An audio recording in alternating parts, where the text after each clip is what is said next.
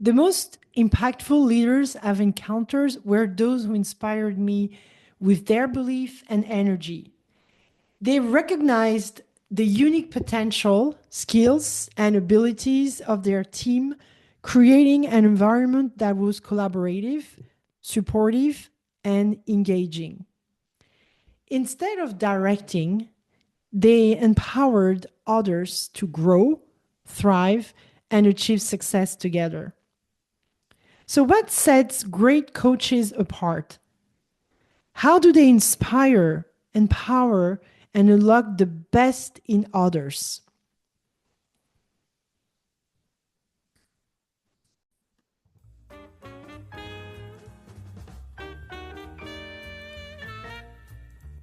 Hello, and welcome back to the Leadership Podcast.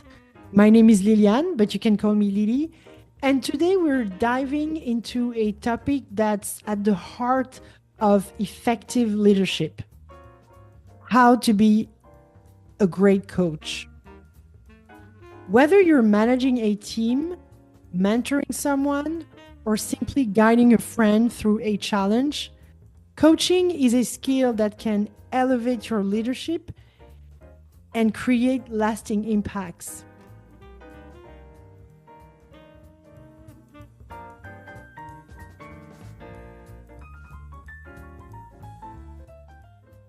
First, let's talk about why coaching is so important in leadership.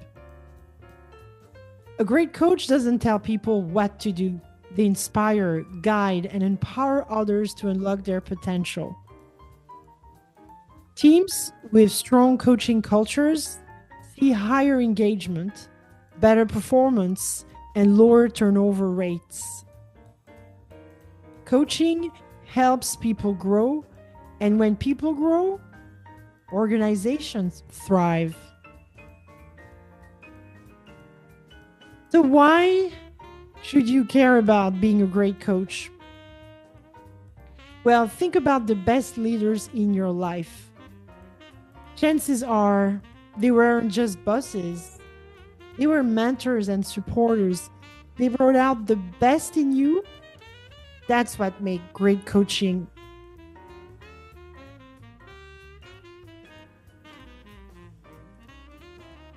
If you want to lead effectively, becoming a skill coach is a non negotiable. So, what makes a great coach?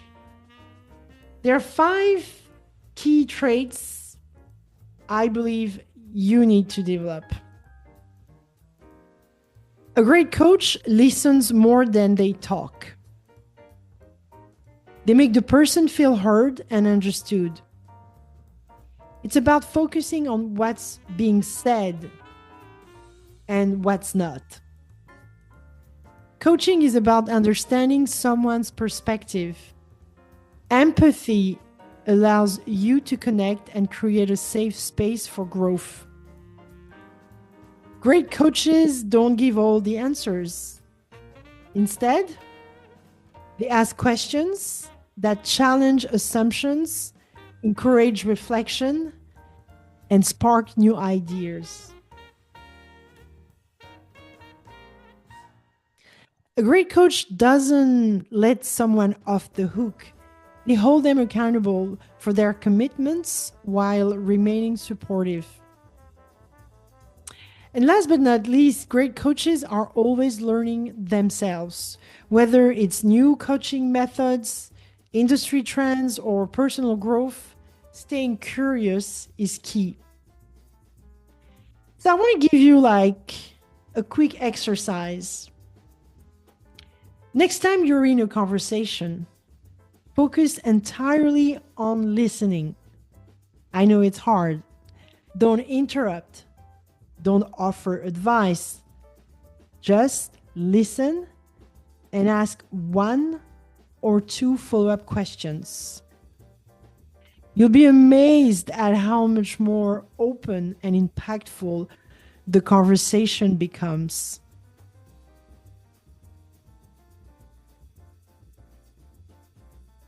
Now, let's look at the coaching process. Think of coaching as a structured yet flexible journey. And I can think of 4 steps that might guide you. I think the critical aspect is the trust. You're not going to build any rapport if you don't have a safe environment. People won't open up if they don't feel secure. You need to help the person clarify what they want to achieve.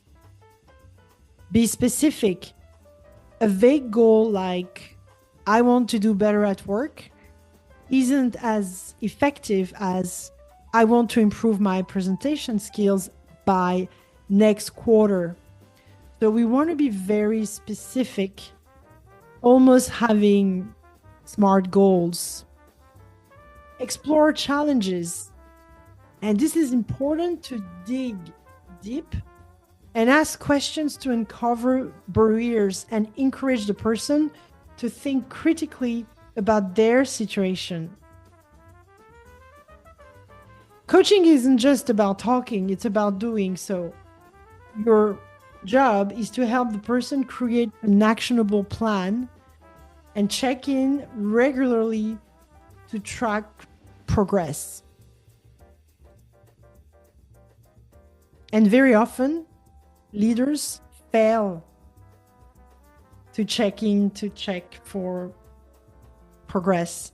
So that's step 4 is the last, but it's important. Now, I'd say most of you listening to this episode, you guys are probably working in tech, most of you, probably in sales. So let's apply this to coaching account executives.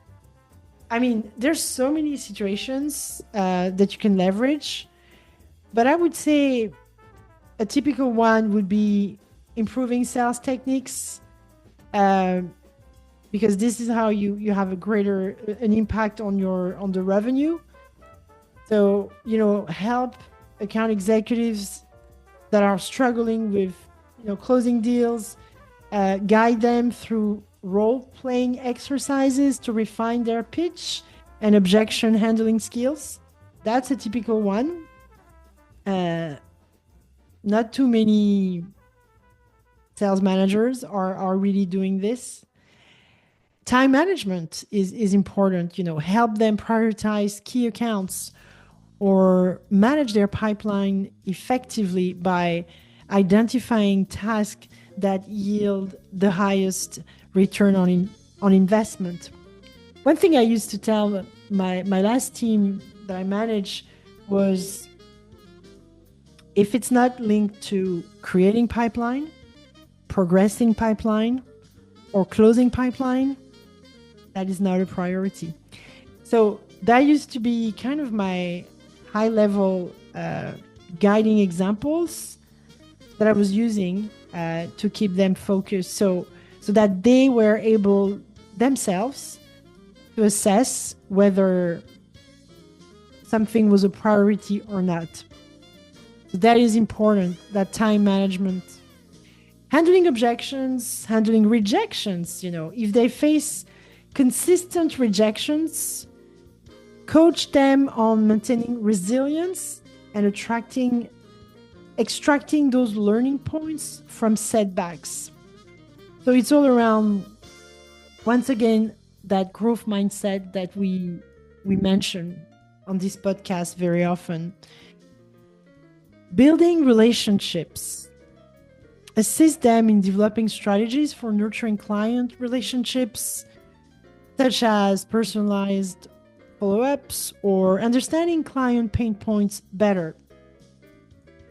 So for salespeople, very often it's around value selling, and that is a concept that I would say junior A's struggle with. So value selling, understanding the positive business outcomes, that's how you sell. That's how you sell solutions. You want to have a consultative approach.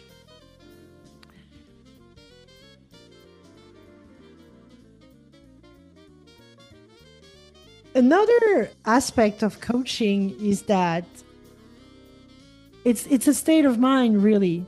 You can have all the techniques, but if you're a coach, what you want to do is help. You want to help people. You want people to grow. So I think there are critical formal moments that are powerful opportunities for coaching. And the ones I can think of are performance reviews, career discussions, and personal development plans.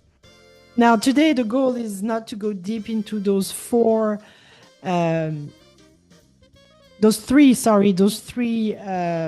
formal moments, but just to touch on them. And maybe I'll spend a bit more time on the career discussions, because that is one that could be very powerful. So performance reviews, obviously, depending on your organization, they might happen once a year or twice a year. I was working in tech for scale-ups. Usually we had them twice a year. So these are really important conversations. So use these sessions during the performance reviews to go beyond just evaluating past performance. Engage the employee in a conversation about what they learned from successes and setbacks and how they can build on their strength. Career discussions, I think those ones are really powerful if you want to kind of, build the trust of your team, especially when you're hiring someone after maybe after 3 months. Some people wait for them to have passed the probation period. I think for me, it's a conversation I would have after 3 months, when the person is just a bit more settled. That career conversation is all around, obviously, focusing on long-term goals and aspiration. And this is really powerful because most employees have career aspirations. So they want to have those conversations. So for you as a coach, as a leader, it is the time to connect, build that trust. And this is really the time where you can set great conversation. You can start having those great conversation. So it's really around, leveraging those open-ended questions, like where do you see yourself in 3 years? What skills would you like to develop? And it's really like, and by asking those questions, you're really getting to know your employee. So super powerful to use. I would say I wouldn't wait more than 3 months. Anytime I hire someone, I used to have those conversations so I could see where they're going and I could have a sense of their skills.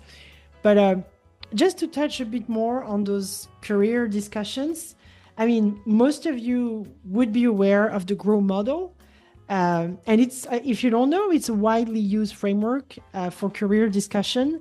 And it's powerful because you can really use it as almost like a coaching tool. And it's really it's really great to set goals. So the GROW model stands for goal, reality, options, and way forward. So just to give you like a super high level of it, I'm going to share like the typical questions that you want to ask.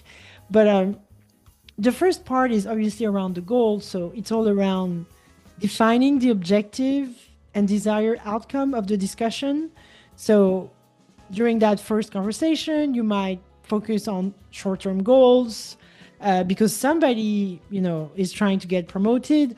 Or maybe you might focus on long-term aspiration because somebody is looking at a career change.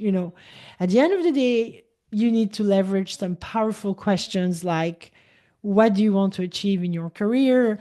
What would success look like for you? Where would you like to be in 6 months, a year, or 5 years? So This is for your goal aspects. Now, when you touch on the reality, it's all around exploring the current situation to understand the starting point. You want to know where your employee is at. And this is where you're going to be able to identify strengths, challenges, and any gaps. So, where are you now in relation to your goal? What skills, experiences, or achievements do you already have? What challenges or obstacles are you currently facing? Options. Options is when you start doing a bit of a brainstorming session where you're looking at the possible ways forward to overcome challenges and achieve the goals. And this encourages creativity and exploration. I think this is the best part where you engage even more with your team member. You know, what options do you have to move closer to your goal? Who could help you or provide support? What skills or experience do you need to develop? And so on. So this is a really interesting part, and this is where you get your employee to be even more engaged and you build that trust. And an outcome for that session around the options could be, that they want to take a leadership training course. They want to find a mentor within their organization. They might think that the current team leader could be a great mentor. They want to volunteer for projects, things like that. And then the way forward is when you decide on specific actions, timelines, and commitments to move forward. And here, it is all about accountability and clarity. So you're going to ask questions like, what will you do next? When will you start? What is your first step? How will you measure progress?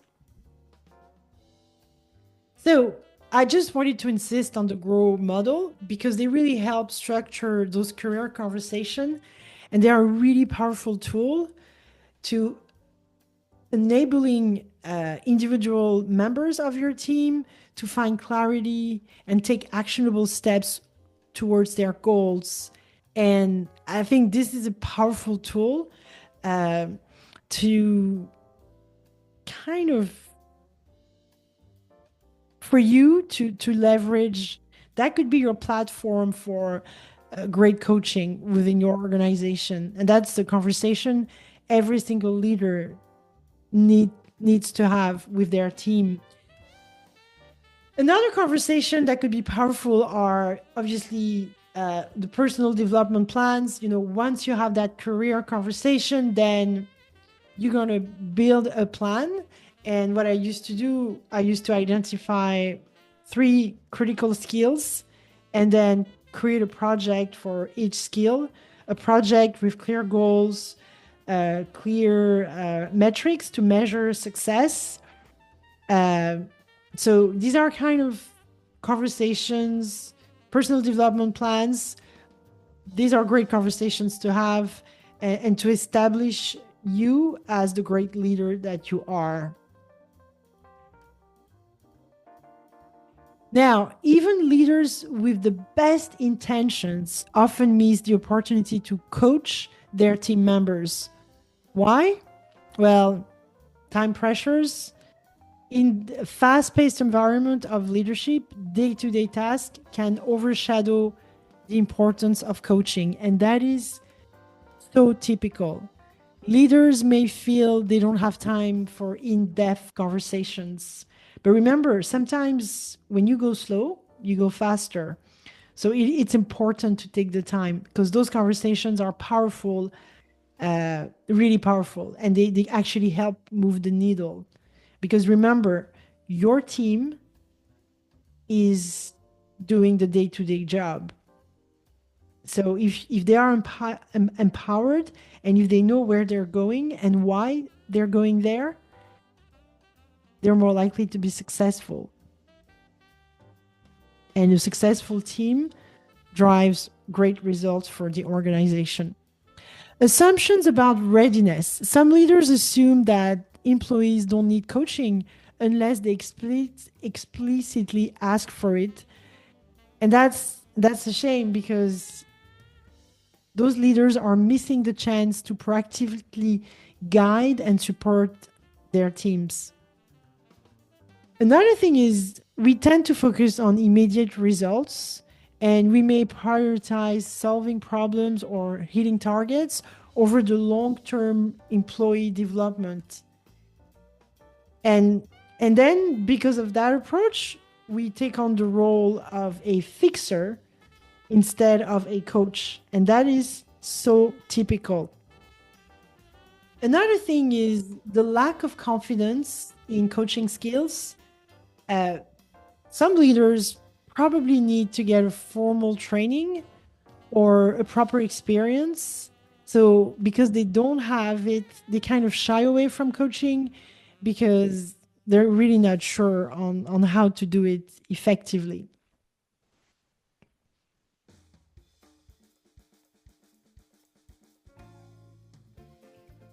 By recognizing this barrier, leaders can shift their mindset and intentionally create space for meaningful coaching conversations.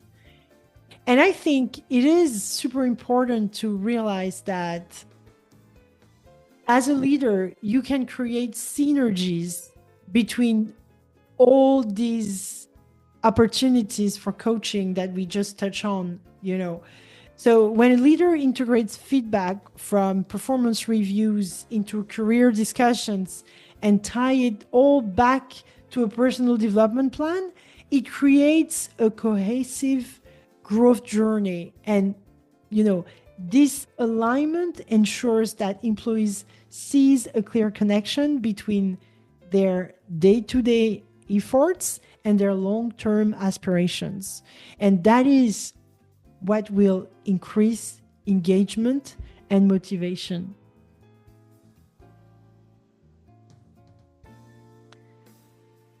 A goal without a plan is just a wish. Your job as a coach is to turn wishes into actionable steps.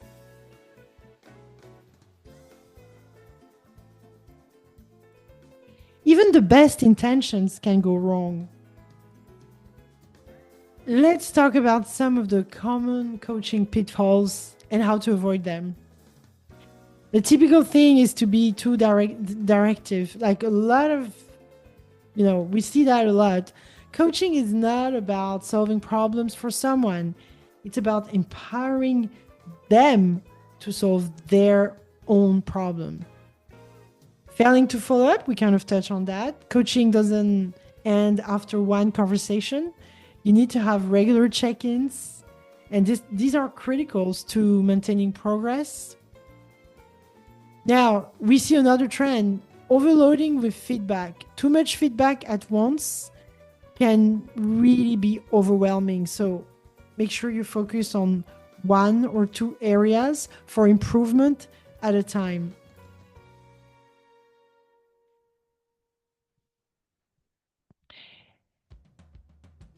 Let me share a quick story. I once worked with a colleague who struggled with time management. So I kind of avoid lecturing them, and I ask them questions to help them reflect on their habit. And together we identify small challenges, small changes they could make to overcome those challenges. So over time, their productivity soared, and the key was empowering them to find their own solutions.